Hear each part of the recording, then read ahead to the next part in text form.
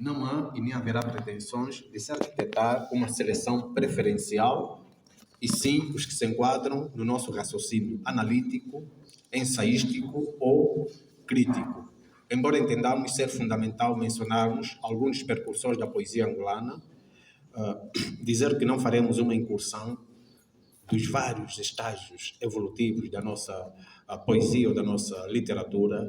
Contudo, entendemos que é fundamental mencionarmos algum, porque não se fala de uma determinada área sem antes conhecermos ou sem antes mencionarmos aqueles que são os precursores. Quando estamos a falar dos precursores, são aqueles que começam, e nem sempre os que começam são aqueles que vão definir o modelo das coisas. Assim sendo, vamos começar por citar José da Silva Meia Ferreira, né, segundo os relatos históricos. José da Silva Meia Ferreira é o primeiro escritor angolano, ou poeta, a publicar uma obra, Espontaneidade da Minha Alma, em 1945, se a memória não me atravessou. Depois vamos encontrar Cordeiro da Mata, vamos encontrar ainda Eduardo Neves, Lourenço de Carmo Ferreira,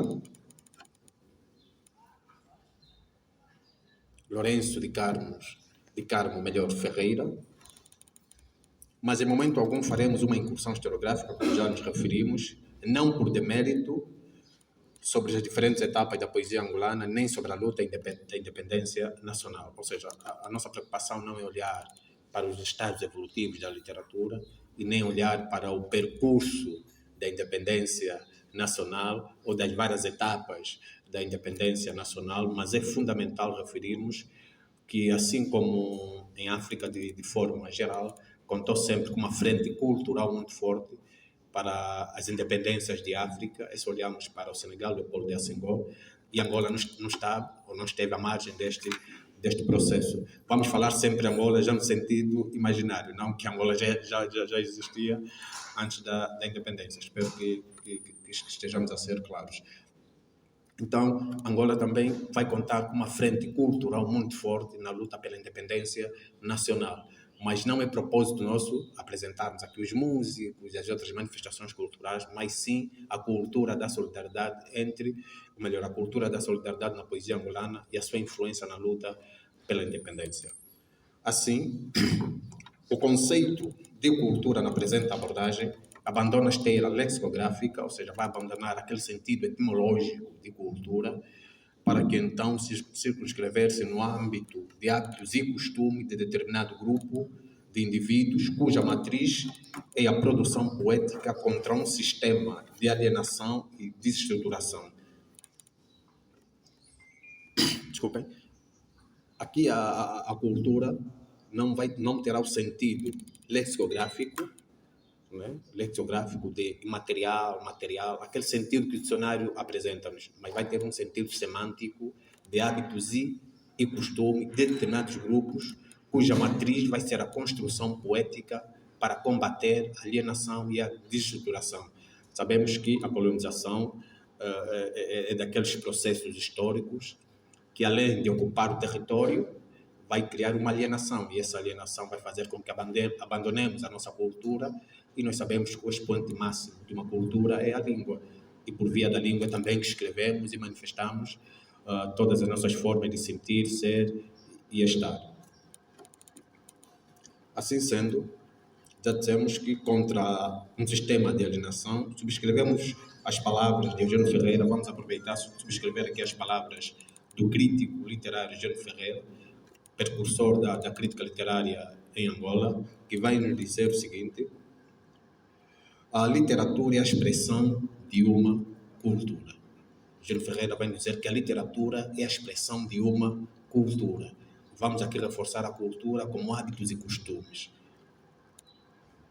Entendemos que esta expressão está intrinsecamente ligada como meio de combate à forma e ao modelo de vida material, espiritual, impostos ou criados pela minoria de uma época com o intuito de explorar, alienar e extorquir os valores mais nobres de uma causa cuja finalidade é a independência na sua totalidade. Vamos aqui reler. Este conceito de cultura está intrinsecamente ligada como meio de combate à forma e ao modelo de vida material e espiritual impostos ou criados pela minoria de uma época essa época compreende-se o contexto pré-colonial, com o intuito de explorar, alienar e extorquir os valores mais nobres de uma causa cuja finalidade é a independência na sua totalidade. Um povo que não é independente não pode discutir. Um povo que não é independente não tem como pensar futuro, não tem como pensar nação e não tem como construir país, não tem como viver em paz. E a independência deve ser na sua totalidade. Não é simplesmente territorial, mas econômica e, sobretudo, cultural, que é fundamental para que possamos nos definir de outros povos. E a cultura é a matriz também identitária e definitória que vai definir cada povo. E vamos servir-nos do poema 13º, de Costa Andrade, que diz-nos: as barragens de Angola só serão fartura quando Angola for independente. Agora são fome, gente corrida dos seus quimbos e despojadas. Quando tinha, o açúcar de Angola será mel.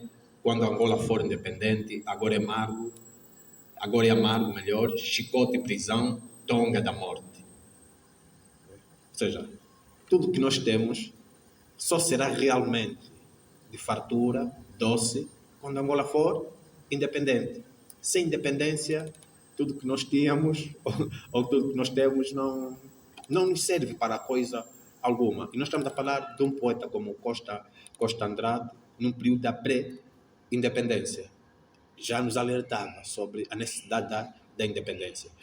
E nós trouxemos e recolhemos vários escritores, porque passa sempre uma ideia falsa ou ilusória de que só estudamos Agostinho Neto, de que só falamos sobre Agostinho Neto, quando na verdade há uma série de poetas que lutaram ou contribuíram grandemente para a luta da independência nacional. Daí este tema e recolhermos extrato de vários poetas para percebermos então que Agostinho Neto não é o único nesta trajetória.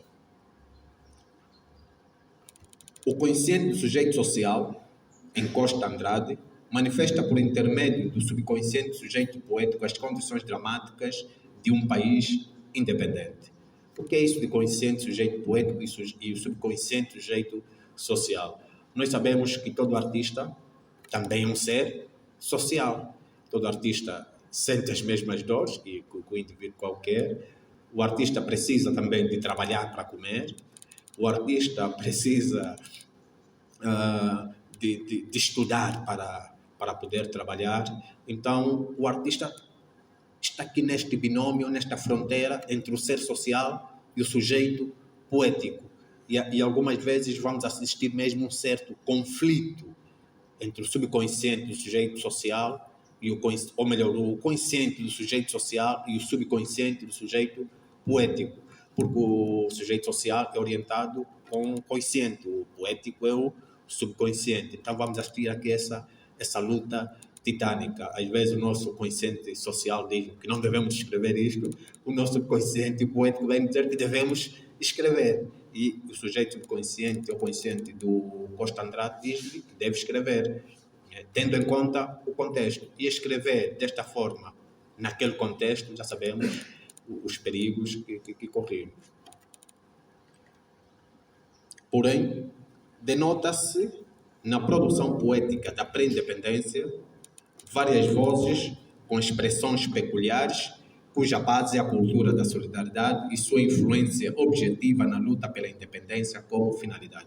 Nós, como estamos aqui a falar de influência objetiva, não implica dizer que os textos sejam totalmente subjetivos, né? E nós sabemos que a poesia é subjetiva e não se explica, e o objetivo do sujeito poético não é trazer um poema informativo, um texto informativo, mas há sempre informação na poesia, E eu penso sempre, e digo sempre, que há uma necessidade sempre de entender o contexto, né? Não podemos pedir poemas totalmente subjetivos quando o contexto exigia poesias de intervenção, poesia mais abertas, né? Então não podemos, e também tendo em conta o nível de escolaridade ou de analfabetismo naquela altura. Daí que após a independência, o primeiro projeto a ser levado a cabo pelo presidente na altura, o Dr. António Agostinho Neto, foi o processo da alfabetização, né? Porque entendemos, ou entendeu, na altura, que havia uma necessidade de alfabetizar as pessoas, né? Então, daí que, após a independência, vamos ter poetas como João Tala, entre outros, em que o labor estético já é muito diferente, ou seja, o contexto também dita muito a produção poética. Se o contexto for de paz, não vamos escrever poemas de guerra. Se o contexto for de guerra, não vamos escrever poemas de paz. Então, o contexto define muito. E é fundamental que toda abordagem seja sempre enquadrada dentro de um contexto para que evitemos equívocos. Daí que os diferentes sujeitos poéticos aferem o mesmo contexto de forma singular ao nível da transposição de sujeito, que subjaz nas suas produções poéticas marcadas maioritariamente pelo disfimismo. O que é isso de disfimismo? É aquela figura de estilo que não é necessidade de falar bonito, né? Quando o problema está ali. Não há necessidade de dizer o pai partiu para a eternidade. O pai morreu, né? Em função do contexto. O pai morreu. Não há necessidade de dizer o pai partiu para a eternidade. Então, eles têm um contexto, mas vão ter realidades totalmente distintas. Agostinho Neto, pai é pastor, a mãe é professora. O mesmo não acontece com Antônio Jacinto, não acontece com Viriato da Cruz e não acontece com outros poetas. O contexto é o mesmo, mas a realidade é totalmente distinta. Né? Mas daí que a transposição de sujeito, o que é isto de transposição de sujeito para nós, é a capacidade do sujeito poético colocar-se no lugar do outro. Porque se nós lermos a biografia dos escritores da pré-independência, se entendessem não lutarem para a independência nacional, acredito também que não estariam a viver em péssimas condições. Eram já pessoas que na altura já gozavam de um certo prestígio, né, e privilégio dentro mesmo da colonização, né, mas colocaram-se no lugar de outros. Daí a transposição do sujeito poético. Por exemplo, o poema de Tomás Jorge, romance no Mosegue, eu sei, venderam-te o corpo, ainda eras menina. Exploravam-te a graça, ainda eras menina. Eras uma menina, menina sem escola, sem pai e mãezinha, lavando e tossindo, morrendo, a branquear a roupa dos outros. Aqui, o sujeito poético vai fazer uma transposição de sujeito no sentido de colocar-se no drama, ou de retratar o drama desta senhora. E de forma subjetiva está a falar de uma lavadeira. De forma subjetiva está a falar de uma lavadeira. Está a falar de qualquer mulher que na época tinha que submeter-se a esse tipo de serviço para colocar pão à mesa, né? E nós vamos ver estrofes marcadas pelas distanásias. E se entendermos que a literatura, neste caso a poesia, é essencialmente uma manifestação ideológica contra um modo de vida que se julga regressivo e desumano, a colonização, sem sombras de dúvidas, é um modo de vida regressivo e desumano, porque em condições normais ninguém pode explorar o outro, daí que se teve a necessidade de se abolir a escravatura, né? Porque ninguém pode explorar o outro. Servimos das palavras de Freud para a consistência e sustentabilidade da nossa proposição quando retorquiu de que vale uma larga vida se é tão miserável, tão pobre em alegria e rica em sofrimento que só pode saudar com a morte. Sem a pretensão de nos posicionarmos, entendemos que tal retórica deve-se, não como imperativo, ser entendida aos escritores que esbanjam uma literatura meramente mercantil. Uma literatura meramente mercantil. Daí que vamos voltar à velha dialética dos contextos, né? Vamos voltar à velha dialética dos contextos. Há quem defende que a geração da pré-independência é a geração de ouro, por causa da forma como se posicionou em função do contexto. E Freud vai nos dizer de que vale uma larga vida ser tão miserável, tão pobre em alegria e rica em sofrimento, que só se pode saudar com a morte. Então é preciso que nos coloquemos sempre no lugar do outro. Sem a pretensão de nos posicionarmos, entendemos que tal retórica deve, não como imperativo, ser entendida pelos escritores que esbanjam uma literatura meramente mercantil. O que é isso de literatura meramente mercantil? Com todo respeito, vamos entender que é aquela literatura que não se posiciona, né? Mas entendemos também que, em função do contexto, o artista não é obrigado a se posicionar, né? Nós não podemos pedir aos poetas, escreva sobre revolução, escreva sobre fome, escreva... Não, porque o subconsciente de cada artista é totalmente diferente e a criação também tem a ver com aspectos espirituais e, sobretudo, também cultural. Depende muito de artista para artista.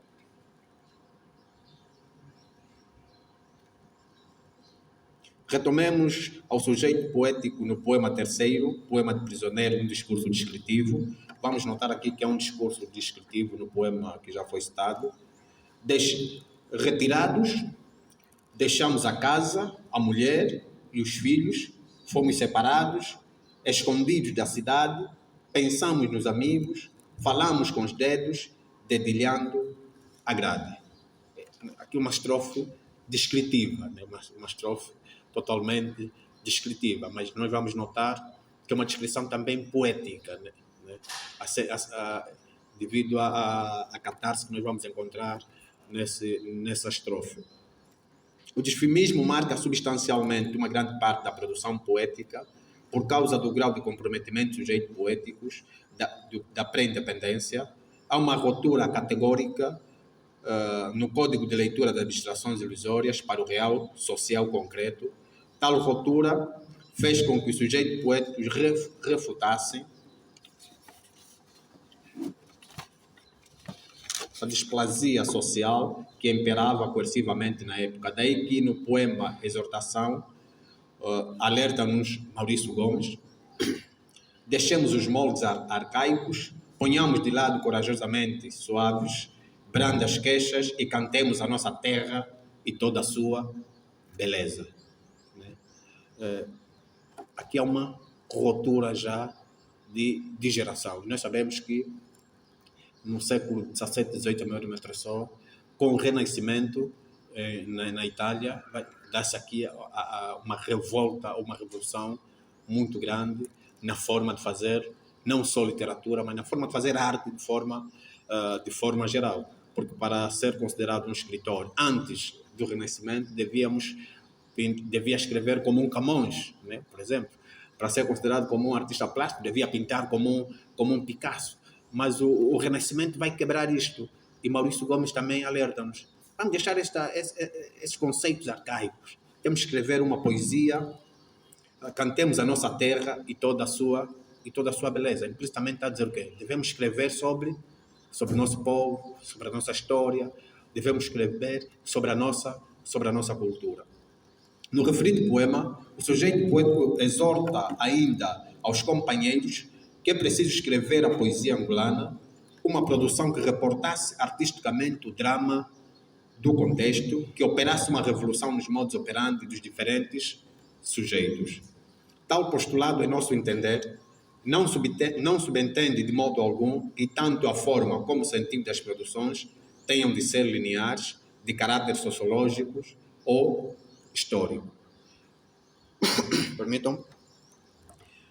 Implica dizer essa ruptura nos modos operandos não implica necessariamente que todos, naquela altura, deveriam escrever da mesma forma, porque o sentir e o pensar de cada sujeito poético, embora o contexto fosse o mesmo, a realidade era totalmente distinta. Mas arbitrárias e de cunho artístico que prestigiem a expressão dos oprimidos e as condições indigentes, só para citar, observamos através das várias leituras analíticas e comparativas entre o modo de produção poética e o modo de vida imposta pelo colonizador, que a desenvoltura da cultura da solidariedade na poesia angolana não se subscreveu no fio da emoção e sim no dever humano. Queremos com isso dizer que os sujeitos poéticos daquela altura não escreviam isso simplesmente por emoção, ou seja, não se colocavam no lugar do outro simplesmente por emoção, mas sim o dever humano. Ou seja, desde que somos humanos, e a corrente humanista também vai surgir nesta perspectiva de colocar o homem no centro das atenções.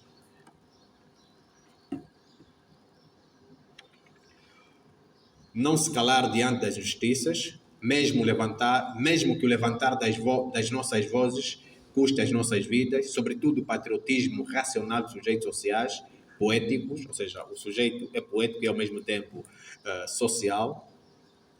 É possível ler em Antônio Jacinto a coabitação metafórica marcada pelas formas verbais, quer, sabe, e a transposição rássica no poema Alienação. E nós trouxemos aqui Antônio Jacinto, e já dissemos que recolhemos vários escritores, trouxemos aqui Antônio Jacinto. Uma vez tivemos a assistir uma conversa, penso ser uma maca, um desses debates, em que um dos intervenientes colocou-se em pé e disse que todo branco é colono. Disse, não, por que Agostinho Neto casou com uma branca? Assim, né? E a sala toda em pânico. Em parte, é uma retórica que tem a sua necessidade de existir, porque discutimos pouco a questão rássica. Eu acho que ainda temos muito medo de falar sobre o racismo, né? E isso vai criar certas nuvens nas nossas discussões. Daí que trouxemos Antônio Jacinto, que vai fazer essa coabitação metafórica entre as raças, por uma simples razão. É fundamental não confundirmos colonizador com branco. Nem todo branco é colonizador. Então, é fundamental. Agostinho Neto, quando casa com a Maria Janete, não casa com um colono. Não, casa com uma branca que se revê as nossas causas, como outros escritores brancos que se reviam as nossas causas. Então, é daí que trouxermos essa reflexão.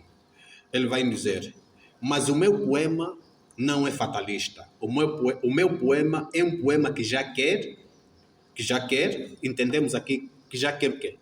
Independência, embora o poeta não faz referência à palavra independência, mas entendemos que já quer independência, já sabe solidarizar-se, daí que trouxemos as duas formas verbais, quer e sabe, então vamos sempre acrescentando que já quer independência, que já sabe solidarizar-se. O meu poema sou eu branco, montado em mi preto, a cavalgar pela vida. O meu poema sou eu branco, montado em mi preto, a cavalgar pela vida. Então aqui é uma coabitação metafórica rássica, né? Ele é branco, mas traz o homem negro na sua metáfora. Então aqui também vamos começar a perceber mais ou menos a cultura da solidariedade na luta pela independência nacional, porque a luta pela independência nacional vai reunir ou vai congregar diferentes sensibilidades e diferentes raças. Não era uma luta simplesmente de angolanos negros, passo termo, ou de angolanos brancos, passo termo. O sujeito poético Antônio Jacinto deu-nos um exemplo mais significativo da cultura da solidariedade na poesia angolana na perspectiva antropológica. Por que vamos sublinhar aqui a perspectiva antropológica? Porque, do ponto de vista antropológico, eu nem sou angolano, o Miro nem é angolano, né? Porque nós não sabemos a nossa linhagem onde parte, porque a nossa árvore genealógica é extensa, né? Então, do ponto de vista antropológico, uma boa parte aqui nem é angolano de fato, né?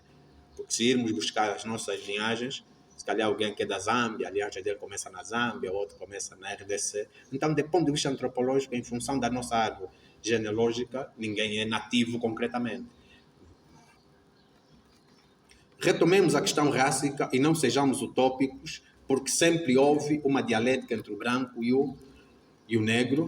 Nem perderemos energia a analisarmos o grau de superioridade ou de inferioridade. A questão aqui, quando trouxemos essa questão do poema do Antônio Jacinto, não é para vermos a inferioridade, quem é superior ou quem é inferior, mas percebermos que é possível coabitarmos, que é possível que exista essa solidariedade entre as diferentes raças. normalmente tiramos relações positivas, fruto da capacidade que o sujeito poético, em Alda Lara também, e Antônio Jacinto apresentam em forma de linguagem metafórica a transposição multirracial.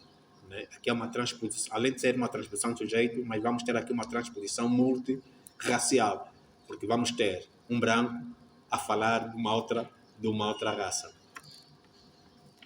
Desta feita, para ilustrar a proposição exposta, servimos-nos do poema Rumo, de Alda Lara, diz-nos: o mesmo sol ardente nos queimou, a mesma lua triste nos acariciou, e se tu és negro e eu sou branca, a mesma terra nos gerou.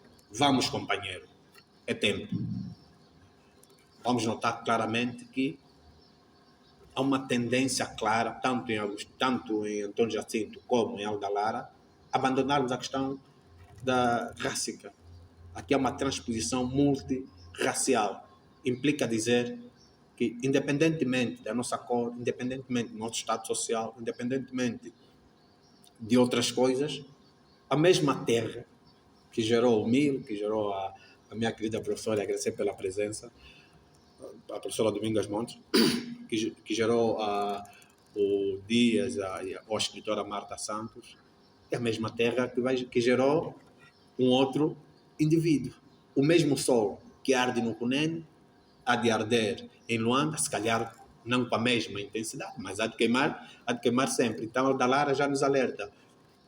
Portanto, a cultura da solidariedade na poesia angolana refere-se à capacidade da transposição do sujeito poético a quando dos múltiplos problemas do sujeito social e decorre da conscientização bidimensional, imaginária e produção poética que culmina com a luta armada, né? Que vai culminar mesmo com a luta armada, porque a palavra não é suficiente para libertar um povo, né? Não é suficiente, mas é necessária.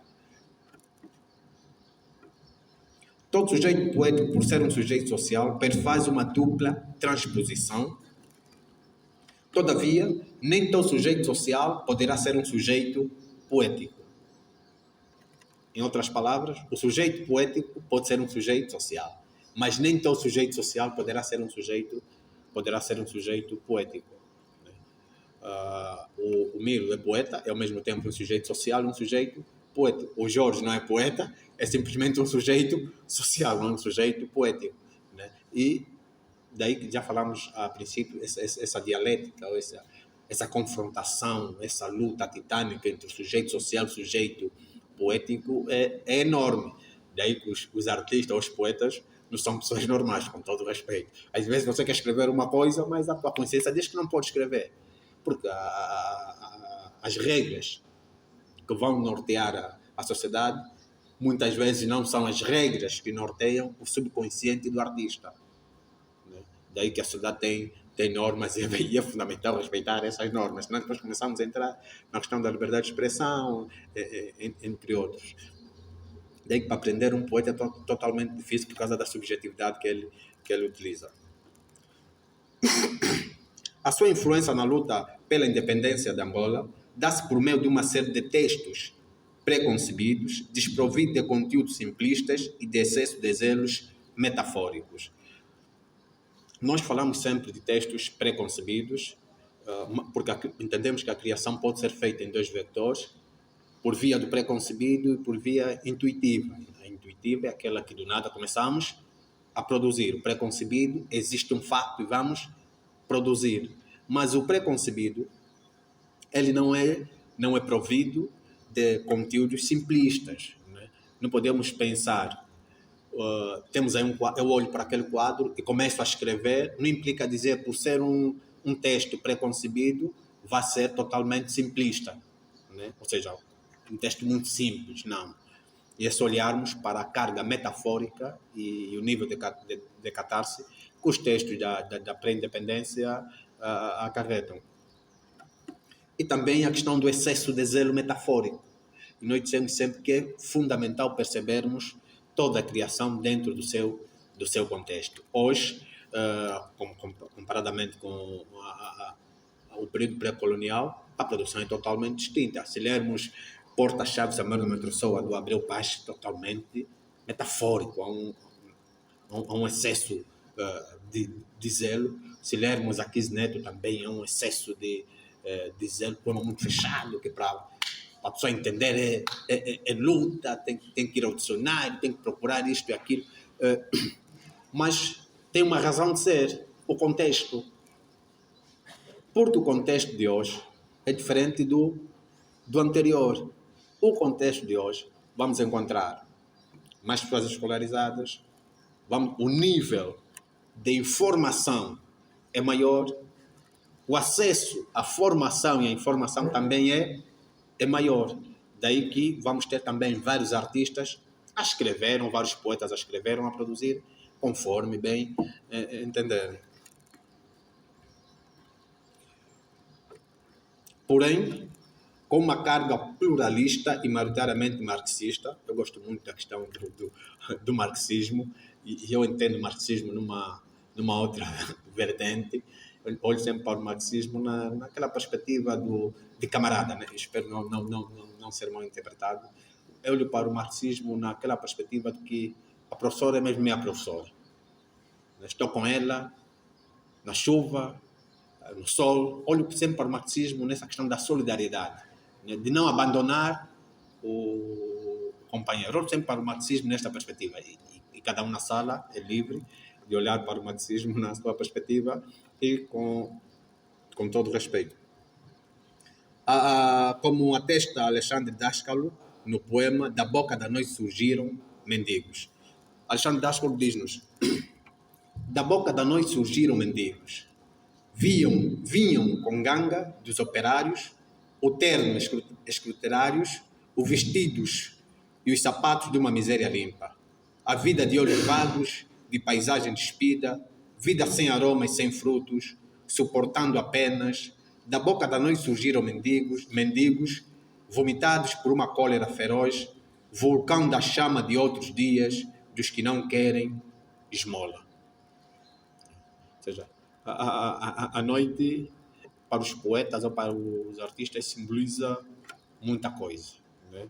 É na noite onde o artista consegue produzir, é na noite onde o artista tem um encontro consigo mesmo e é na noite também onde os políticos aproveitam para fazer das suas. Se nós estamos já de manhã, já está, né? Então, da boca da noite surgem sempre mendigos. A noite gera muita coisa. É na noite onde se prostitui também. Então, a noite tem um valor simbólico enorme, não só para os artistas, como para as diferentes culturas.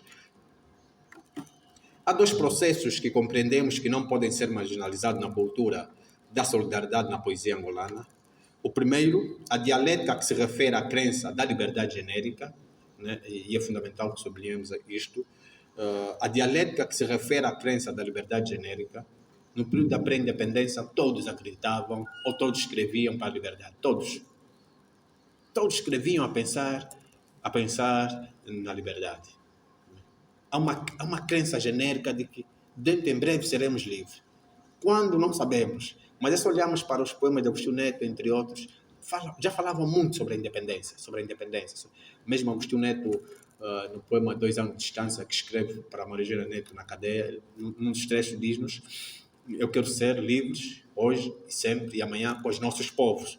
Ou seja, está a escrever para a Amada, que é liberdade para ele, mas para os povos também.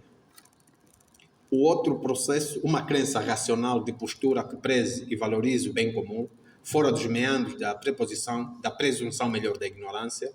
Por exemplo, Agostinho Neto, numa alusão metafórica, ninguém impedirá a chuva.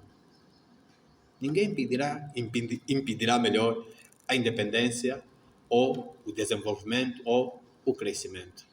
É um processo normal. Podemos tentar travar, é um processo normal. Neste quesito, a dialética prioriza implicitamente uma produção de esperança, de certeza de liberdade. Num recurso pragmático, Costa Andrade, no poema 13º, de um canto de acusação, diz-nos: o homem de Angola vem chegando, independente, do horizonte, das florestas e montanhas da guerrilha. Estamos a escrever, estamos a lutar para a independência. O homem de Angola vem chegando independente do horizonte, das florestas e montanhas e da guerrilha.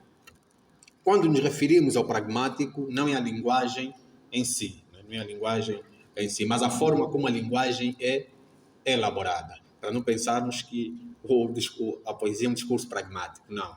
É pragmático na forma como o discurso é elaborado, não a linguagem em si. Sem muita preocupação estilística. Segundo, a epistemológica, que se consubstancia na tomada de consciência desprovida de cinismo, uma produção voltada ao humanismo, ao espírito da solidariedade imparcial. Por exemplo, no poema Noites de Cárcer, de Agostinho Neto, o sujeito poético recorre à metáfora retórica no sentido de aludir aos sujeitos sociais de que não haverá independência enquanto houver injustiça. Não haverá independência enquanto houver injustiça. E ele diz-nos, quem dormirá quando ao lado há os gritos de louco que pulam da janela para lhe apunhalar a carne sobre o cansaço de insônia, angústia e expectativas. Não temos como ser independente enquanto existir injustiças. Não temos como falar de independência enquanto ao lado há pessoas a chorarem, há pessoas a serem detidas, há uma série de situações a acontecerem à nossa volta.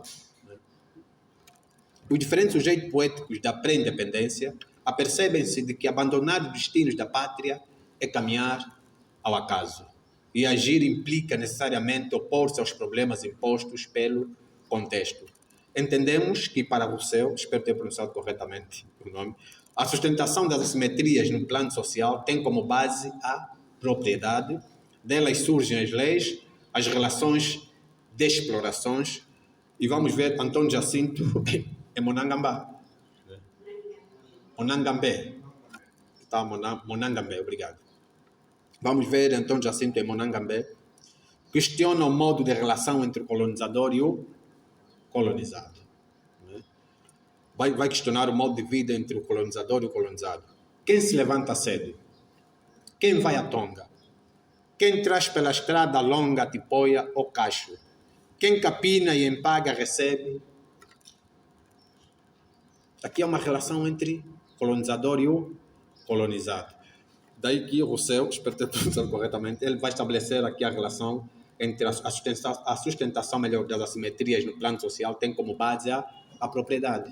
Ou seja, temos uma propriedade e vamos dividir as pessoas. Vamos estabelecer um modo de vida em que haja divisão. Daí que Antônio Jacinto vai questionar este modo de vida entre o colonizador e o colonizado. Por esta razão, Antônio Cardoso, no poema É Inútil Chorar, lembra-nos que é inútil mesmo chorar.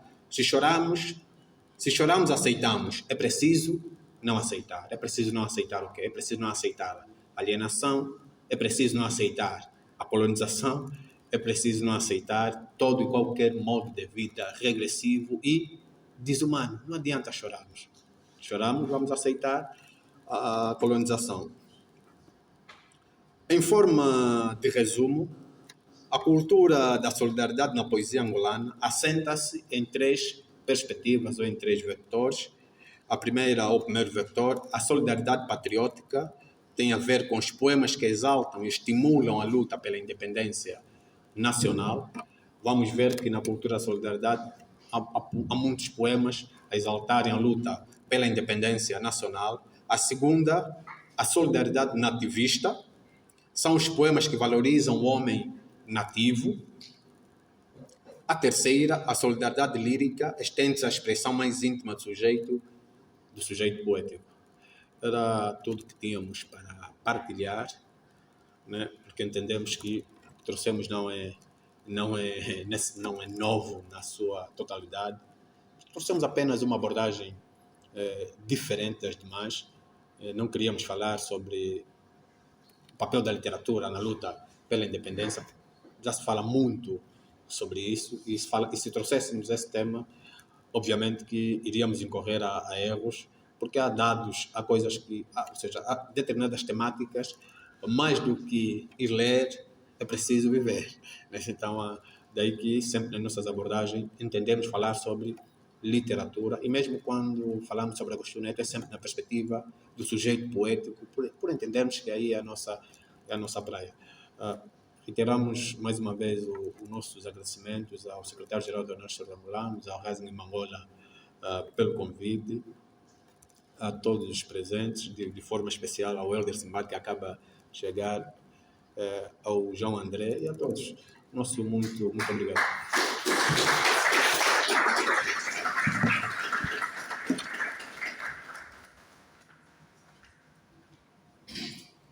Muito obrigado, Hamilton Venocânia, o jovem do Cunene, do Ondiva. Muito obrigado. Vamos destacar a presença do secretário-geral da União, vamos destacar a presença da escritora Marta Santos, João Fernando, a diretora Domingas Monte. Muito obrigado pela presença na nossa casa. A todos os amigos, pela vossa presença. Meu amigo do teatro. Obrigado. Ok, muito gosto. Venocânia trouxe-nos então aqui um tema muito interessante. Começou a trazer-nos a poesia angolana, a começar com Maia Ferreira. Começou a falar de Costa Andrade. Citou ainda Tomás da Cruz. Citou também Olho Jacinto, Alda Lara, que trazem